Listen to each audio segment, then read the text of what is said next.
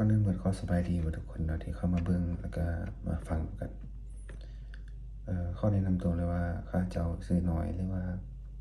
จากเพจลาว Journal คืออันนี้ก็เป็น EP ทำอิฐเนาะที่ว่าจะเอามาแลกเปลี่ยนมาสนทนานำกันขอบใจหมดทุกคนที่เข้ามาเบิ่งก่อนอื่นหมดต้องบอกกันเลยว่าหัวข้อหรือว่าเรื่องราวที่จะมาเล่ากันตัวนี้มันเพื่อมาแลกเปลี่ยนแล้วก็มาแบ่งปันความรู้นำกันบ่ว่าจะจากการอ่านบ่ว่าจะเป็นจากการฟังหรือว่าบ่ว่าจะเป็นการแลกเปลี่ยนบทสนทนาจากคนต่างๆหรือว่าเหตุการณ์ในชีวิตอันใดเพราะว่าตามมุมมองของข้าพเจ้าเองแล้วคิดว่าการที่เราเกิดมาโลกนี้หรือว่าการได้แบ่งปันความรู้คนอื่นการได้ให้ถึงว่าสิ่งนั้นเราจะบ่ได้เต็ม100%หรือว่าเราจะบ่รู้หมดแต่มันจะดีหลายที่เราจะบ่ได้เอาแต่เก็บไว้ตัวเองมันสิดีหลายก็ถ้าหากสมมุติว่าทุกคนนั้นเอามาแบ่งปันกันแล้วก็เติบใหญ่ไปนำกันแล้วสิ่งที่ว่ามันบ่สมบูรณ์แบบสิ่งที่มันยังขาดหายถ้าเราฟังไปเล็กๆน้อยๆบ่ว่าจะเป็นเรื่องนั้นเรื่องนี้เหตุการณ์นั้นเหตุการณ์นี้เอามาผสมกันมันจะสร้างชีวิตที่ดีขึ้นและก็ความคิดที่เติบใหญ่ขึ้นเอาไปแชร์ให้คนที่เราฟังก็สิเป็นประโยชน์หลายบ่ว่าจะเชื่อว่าทุกๆเรื่องราวเขาจะเก็บแล้วก็เขาจะมีเหตุการณ์ใดเหตุการณ์หนึ่งที่มันจะได้ใช้มันคือวันนี้หัวข้อที่จะมาแลกเปลี่ยนกันสนทนากันวันนี้ก็คือได้ยินเรื่องเล่าจากปึมนิทานเรื่องหนึ่งก็คือที่ว่าจากปึมข้อหนึ่งที่มันจะเว้าเกี่ยวกับภาษาอังกฤษก็คือ Good luck or bad luck ให้ฮู้ก็คือเป็นเรื่องเล่าของชาวนาผู้ที่สูญเสียหมาของเราคือจะข้อเริ่มเลยเนาะคือเรื่องเล่านี้จะเป็นเว้าถึงชาวนาผู้หนึ่งที่ว่าเรือนเราอยู่เขตนอกเมืองแล้วมีมื้อหนึ่งที่ว่านาของเราแล้วก็ฟาร์มของเราเราจะมีม้าจำนวนหนึ่งที่เลี้ยงไว้ได้แล้วประมาณจำนวนหนึ่งแต่ว่ามีมื้อหนึ่งขออภัยมีมื้อหนึ่งที่เห็นหมาอยู่ในคอกของเราหั้นได้เกิดลูกแล้วม้าน้อยตัวนั้นหั้นเกิดมามีสภาพที่สมบูรณ์แบบแล้วก็งามที่สุดเลยก็ว่าได้ที่เขตหมู่บ้านใกล้เคียงแล้วก็เขตที่คนที่อยู่ไกลหั้นเคยเห็นมาแล้วก็มีคนมาบอกชาวนาว่าโอ้เจ้าโชคดีเนาะที่ว่าได้มางามแล้วก็สมบูรณ์ขนาดนี้แล้วก็แข็งแรงขนาดนี้แล้วชาวนาก็ตอบไปว่าโชคดีหรือว่าโชคบ่ดีให้ฮู้เราก็ตอบประมาณนี้แล้วเราก็เฮ็ดเวียกปกติแล้วมื้อหนึ่งหมาหั้นหลังจากที่มันย้ายมามีมื้อหนึ่งหมาหั้นได้เสียไปจากคอกก็คือซอกไปหาไปซอกอยู่ไสก็บ่เห็นแล้วเพื่อนบ้านที่ว่าอยู่ใกล้ๆเคียงกันนั้นก็มาเว้าว่าโอ้โชคร้ายเนาะหมาเสียไปแล้วชาวนาก็ตอบไปว่าโชคดีหรือโชคร้ายให้ฮู้แล้ววันนี้ต่อมาผ่านไปประมาณ3-4มื้อหมาตัวนั้นมันก็กลับมาพร้อมกับหมาป่าที่ว่าสวยงามแล้วก็ติดย่างมานำกันเข้ามาในฟาร์มมันแล้ว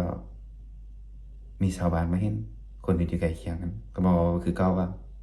โอ้โชคดีเนาะได้มาเพิ่มอีกแล้วก็มาที่งามแล้วก็หายากแล้วชาวนาก็ตอบไปอีกว่ามันจะออกกวนๆเดะตัวนี้โชคดีหรือโชคร้ายไผรู้ แล้ววันนี้ผ่านไปประมาณอาทิตย์2อาทิตย์นี่แหละลูกเราหั้นลูกชายของชาวนาหั้น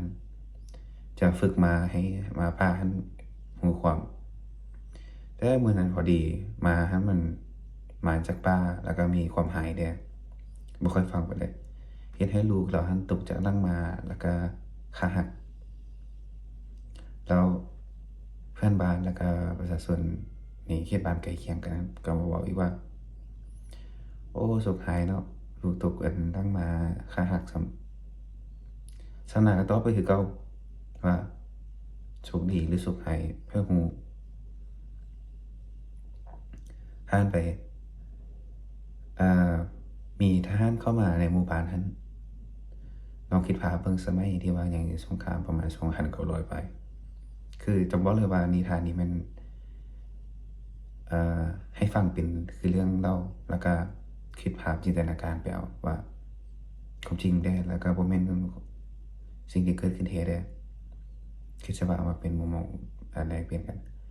แล้วก็มีทหารนั้นเข้ามาแล้วมาเอาลูกของประชาชนแต่ละบ้านนั้นที่ว่าเป็นผู้ชายทุกคนนึกโดยเฉพาะแม่นวัยหนุ่มทุกคนต้องไปเป็นทหารแต่พอดีหมอเฮือนชาวนาหั้นผู้ที่มาเลี้ยงมาหั้นมาเห็นลูกของหั้นชาวนาผู้ที่ขาหักตกจากหลังบ้านหั้นเฮ็ดให้เลาหั้นทหารนั้นบ่เอาไปหยังว่ามันสิเป็นภาระของกองทัพแล้วก็เบิ่งแย่งกันบ่ได้คือเก่าเฮ็ดให้ชายหนุ่มผู้นั้นหั้น